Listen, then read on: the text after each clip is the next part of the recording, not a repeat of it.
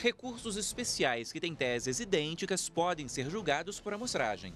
Funciona assim: é feita uma pequena seleção de recursos que representam a controvérsia, os repetitivos. A tramitação dos demais processos que tratam do mesmo assunto é suspensa e a decisão final passa a orientar todos esses processos. A ideia é acelerar julgamentos e, ao mesmo tempo, garantir segurança jurídica. Esse é um dos assuntos do Reflexões de hoje. A gente apresenta números e analisa aspectos positivos e negativos desse mecanismo. Veja quem são nossos convidados.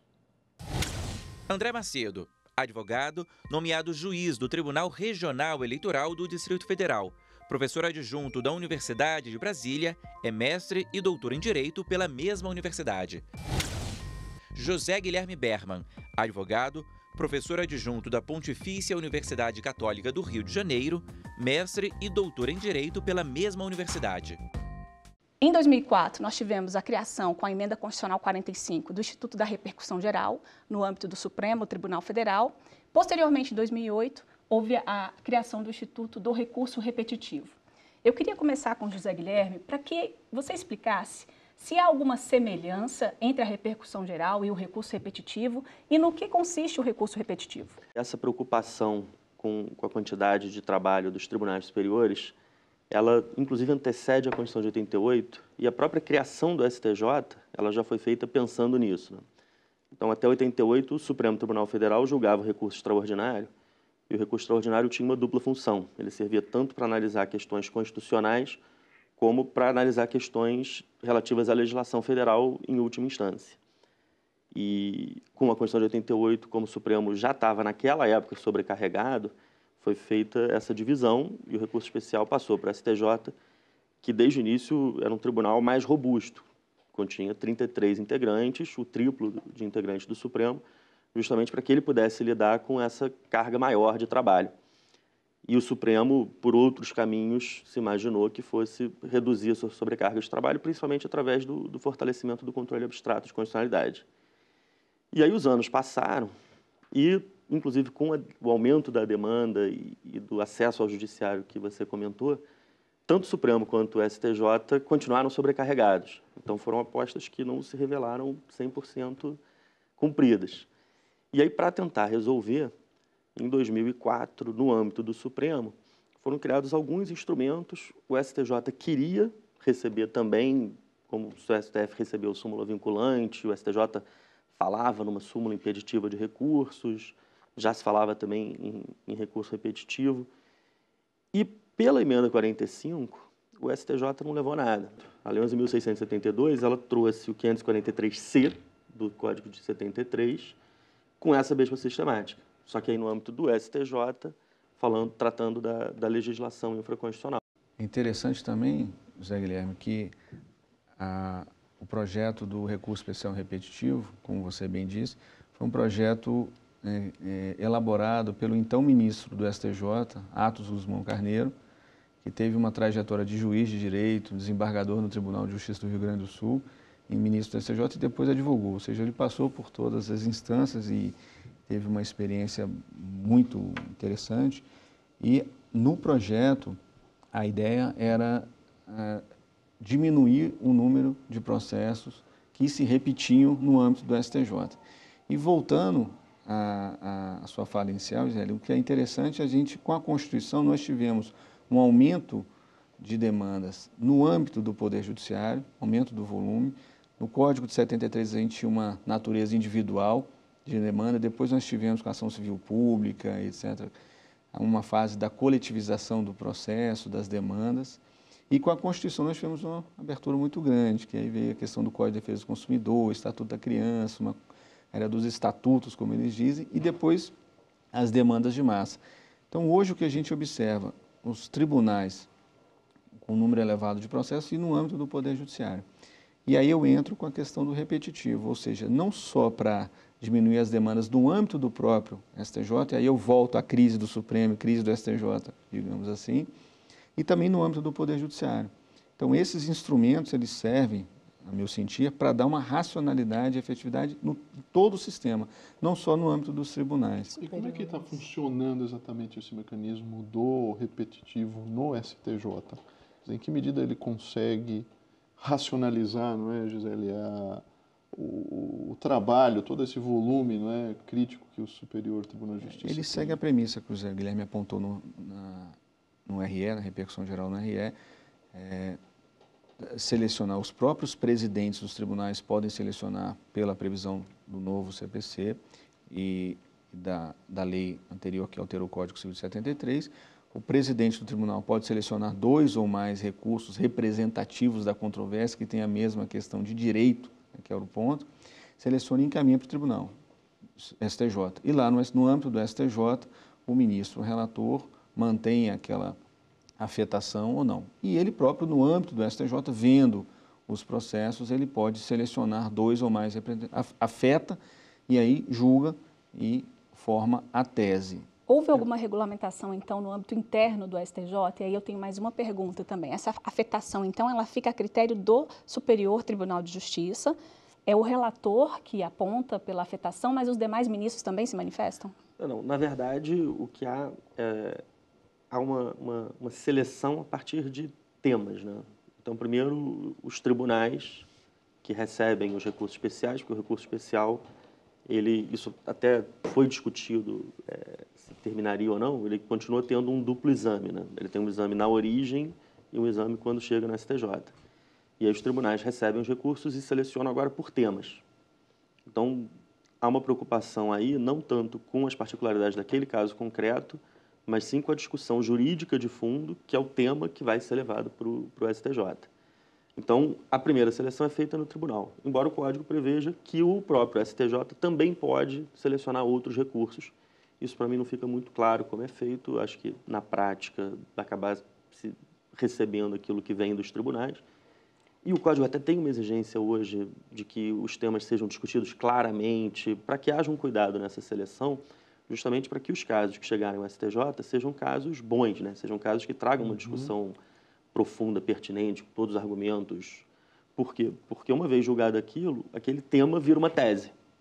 E quando ele vira uma tese, ele passa a ser aplicável para os demais casos. Tem que haver indicação de relevância, tanto do ponto de vista social, econômico ou jurídico, como nós temos na repercussão geral? Gisele, essa pergunta é bem interessante, porque, na verdade, existe uma proposta de emenda à Constituição hoje, em tramitação. Ela agora, em março, foi aprovada na Câmara dos Deputados, foi remetida ao Senado, que é a proposta 209 de 2012. E essa PEC, que foi proposta, se não me engano, pelo deputado Sandro Mabel, ela visa a exigir, no recurso especial, a demonstração da repercussão geral. Então, ela basicamente... Que ainda não existe. Não existe. Isso só existe no âmbito do recurso só extraordinário, extraordinário, que foi criado pela emenda 45. Né? Isso. E, assim, a minha impressão nesses pouco mais de 10 anos aí da repercussão geral é que a sistemática dos repetitivos engoliu a repercussão geral. Na prática, o Supremo também se tornou... Ou, de outra maneira, o repetitivo talvez não demande, do jeito que ele tem sido praticado, a questão da relevância.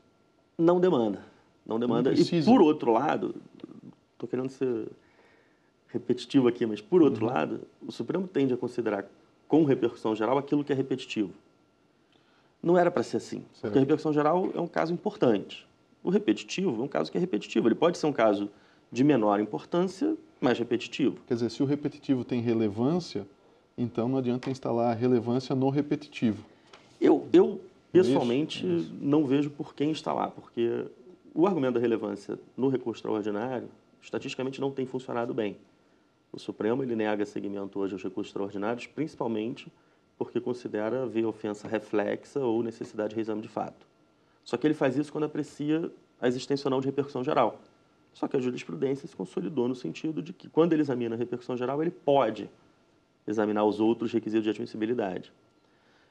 E é muito raro o Supremo dizer esse caso não é relevante.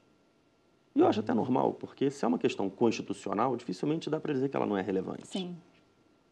Com relação à legislação federal, pediu-se isso, quer dizer, agora tem essa PEC que já está aprovada na Câmara e indo para o Senado. Acho que esse tema é um tema que a gente deve retomar no segundo bloco. A gente vai agora pedir licença, que a gente vai agora para um breve intervalo e voltamos daqui a pouco para continuar essa conversa sobre os recursos especiais repetitivos. Até já!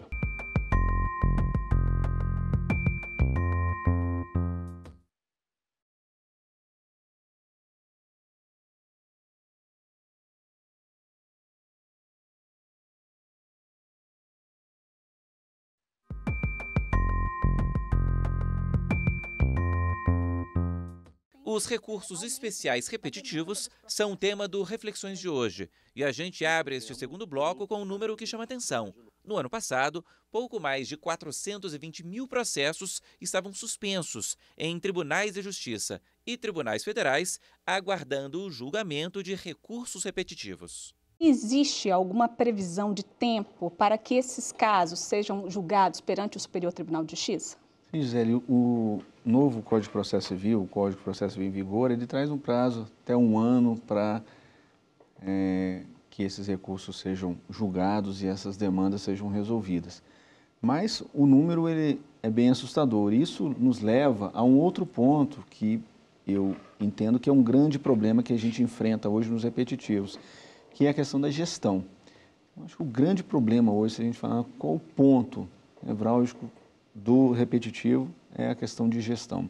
Então, por isso, os tribunais, com auxílio também do Conselho Nacional de Justiça, eles instituíram os núcleos no âmbito do STJ e dos tribunais de justiça e tribunais regionais federais, exatamente para fazer essa gestão da racionalidade e ajudar na seleção dos casos, né, para tentar diminuir esse número de processos no âmbito do Poder Judiciário e também no sentido da racionalidade e eficiência dos processos. Então, esse é um ponto que eu acho principal, a questão da gestão. E quanto ao tempo, respondendo, é 1 ano, mas pode ser menos também. Também depende da complexidade das causas. Às vezes até o assunto não está tão amadurecido ao ponto de poder ser solucionado de maneira vertical, né? Às vezes acontece, né? Demandas são repetitivas, elas são instantaneamente colocadas ao judiciário e elas ainda demandam, elas ainda exigem um ponto de reflexão mais longo do que não é uma decisão imediata. Mas eu queria fazer mais uma indagação agora sobre os efeitos da decisão, uma vez tomada a decisão no âmbito do Superior Tribunal de Justiça. A gente sabe que no âmbito do Supremo Tribunal Federal, a Constituição estatuiu o efeito vinculante, por exemplo, para a súmula vinculante, né? Na repercussão geral também, a gente tem a vinculação, de alguma maneira, não é, dos demais, do restante do Poder Judiciário, né? Uhum. No âmbito dos repetitivos, é também apenas o Judiciário que fica vinculado? Quer dizer, em que medida esses efeitos se produzem erga omnes ou não, né? Em que medida eles são intrajudiciário ou podem expandir para fora, podem se alargar para além do judiciário, e em que medida os juízes de primeira instância ficam imediatamente vinculados à exata tese defendida, eles precisam se alinhar ao STJ? Bom, a resposta não é fácil, tá? Porque, de fato, no âmbito do Supremo, a disciplina está mais clara. E no início até se imaginava que fosse haver uma dobradinha, né? Julgou uma repercussão geral, edita uma súmula vinculante. Em seguida, para não deixar dúvida quanto ao efeito daquela decisão. Né? Mas no âmbito do STJ, como o STJ não tem a possibilidade de editar súmula vinculante, pela disciplina do Código anterior, essa questão ela ficava em aberto e os tribunais tinham a possibilidade de não seguir o entendimento do STJ. Então, parece que pela disciplina legal ela não era vinculante. Ela era quase vinculante, porque o tribunal sabia também que na hora que ele decidisse, ele teria sua decisão reformada em seguida, provavelmente monocraticamente. Uhum. Mas não era de fato vinculante. O novo Código de Processo Civil, lá no artigo 927, no inciso 3º, ele diz que os juízes e tribunais deverão observar as decisões proferidas no julgamento de recursos repetitivos, extraordinários e especiais, que o novo Código ele trouxe também a figura do recurso extraordinário repetitivo que não existia. E o 9273 diz, olha, os tribunais e juízes observarão. Bom, se o Código diz que observarão, eu entendo que o efeito é vinculante. Muito embora a consequência lógica não seja observada, que seria o cabimento de reclamação em caso de descumprimento, e isso foi retirado do Código. Então, você continua tendo que percorrer todas as instâncias, mesmo que um juiz lá da primeira instância descumpra uma orientação firmada no julgamento de um recurso repetitivo. Porque, desculpa interromper, mas a única diferença do ponto de vista processual é o cabimento da reclamação. Se a gente for entrar no recurso, na reforma rotineira do CPC, aí já não se pode mais falar de um efeito vinculante. Ele perde a grande vantagem que ele traria. E, por outro lado, o artigo 1041, quando trata especificamente dos recursos repetitivos, ele traz a hipótese de os tribunais onde os recursos ficaram sobrestados não aplicarem a mesma tese nesses recursos sobrestados. Diz apenas que, caso o tribunal não aplique a tese, ele vai ter que fazer o exame de admissibilidade desses recursos. E, naturalmente, esses recursos deverão ser admitidos, vão chegar no STJ, julgados monocraticamente, reformados e voltarão. Então, eu não acredito que, na prática, isso vai acontecer. Acho que todos os tribunais vão se preocupar em observar. Agora, eu queria esclarecer um ponto. Os sobrestamentos são só nas instâncias inferiores? São só dos recursos ou de todos os processos, independentemente da fase processual em que ele se encontra? Quando ocorre o sobrestamento, ele determina o sobrestamento daqueles processos que estão no âmbito do Tribunal de Justiça. No incidente de resolução de demandas repetitivas, que aí eu volto ao início do nosso programa, que é um filtro, aí sim a suspensão de todos. E no incidente de resolução ainda cabe o recurso extraordinário e recurso especial Supremo e STJ, que também o relator poderá determinar o sobrestamento. E o Instituto, a partir do novo Código de Processo Civil, o Instituto do Recurso Repetitivo, ele ganhou mais força? A gente pode dizer que ele é efetivo? Acho que sim, ele ganhou mais força. E ele é efetivo, eu acredito, no sentido de transformar o tribunal num tribunal de teses. O STJ, assim como o STF, eles estão caminhando não para serem mais uma instância revisora, para olhar o caso concreto e verificar se o direito foi bem ou mal aplicado naquele caso específico, mas para afirmar uma tese de orientação de todo o tribunal, para evitar principalmente controvérsia nesses casos repetitivos, em que às vezes uma pessoa ganha, outra perde, tendo a mesma discussão. Segurança jurídica, né? Segurança jurídica. As próprias decisões do Supremo hoje, quando a gente vê a notícia no dia seguinte ou após o julgamento, acho que ninguém mais pergunta qual o efeito ou qual foi o caso, foi julgado se foi um ADIM, um RE, um HC, um mandado de segurança. É verdade. O Supremo firmou a tese, ontem ninguém questiona mais. E aí eu volto à questão do efeito vinculante no STJ. Eu acho que o próprio papel constitucional do STJ já dá esse... que ele tem um papel constitucional de uniformizar a legislação infraconstitucional. Então, eu não preciso questionar se tem um efeito vinculante ou não. Isso eu trabalhei um pouco quando fiz a tese de doutorado e, enfim, estaria sendo injusto se eu dissesse o contrário aqui. Mas, de fato, há essa discussão. É uma pergunta, como bem disse o Guilherme, muito difícil. É inerente já à posição deles, né? Na verdade, é algo imanente à posição desses dois tribunais, tanto do Supremo como do STJ, né? Exato, Proferir decisões que permitam evitar a fragmentação do direito permanente, né? Porque é claro que a gente tem sempre essa fragmentação decorrente das várias decisões judiciais, né? Que vão reelaborando o próprio direito, né? Mas em algum ponto isso precisa terminar e ele termina justamente nessas instâncias, não é? Na instância que, no caso do STJ, é a de uniformização da legislação brasileira. Então, acho que seria nesse sentido, não é, a sua tese, não é, na sua obra, que é justamente resgatar esse papel constitucional esse papel que o STJ tem. Exato. E tive cuidado também, André, de analisar todo o debate da Assembleia Nacional Constituinte quanto esse ponto, e a gente analisando, se você analisar, todas as discussões da criação do STJ, elas caminham nesse sentido, sabe? De um tribunal com o papel de uniformizar a legislação infraconstitucional. Como o Zé Guilherme Berman disse no início do programa, a crise do Supremo e a criação do STJ. Então, um recurso especial nada mais é do que um recurso extraordinário com o papel infraconstitucional, né? Tanto que é um recurso de natureza extraordinária. Como superar essas teses que são fixadas diante do dinamismo, né, que nós temos no direito? Como é que é possível romper esse critério, né, já que esse entendimento ele deve ser observado pelos tribunais? De que forma fazer com que uma nova tese chegue a ser avaliada pelo STJ? Pois é, o novo código ele trouxe dois institutos próprios do direito inglês e americano, que são formas de raciocinar a partir de precedentes, que são a distinção e a superação, o distinguishing e o overruling. E isso muda um pouco o trabalho do advogado, né? Porque muitas vezes o advogado que quiser chegar no STJ com o caso, em vez de brigar contra a jurisprudência, ele vai precisar mostrar que o caso dele tem uma particularidade que o diferencia daquela tese que foi firmada, por alguma razão. E isso é um trabalho muito mais no detalhe ali do que o trabalho normalmente que se faz quando se prepara um recurso especial pensando só na tese. E o outro caminho é a superação do precedente. E o Código ele foi cuidadoso no sentido de prever que a jurisprudência ela tem que permanecer coerente e relativamente estável, mas permeável às mudanças. Então, as mudanças são feitas através desse processo de superação. Não há um impedimento para que novos recursos cheguem, mesmo que seja em sentido contrário. Esses recursos vão precisar chegar.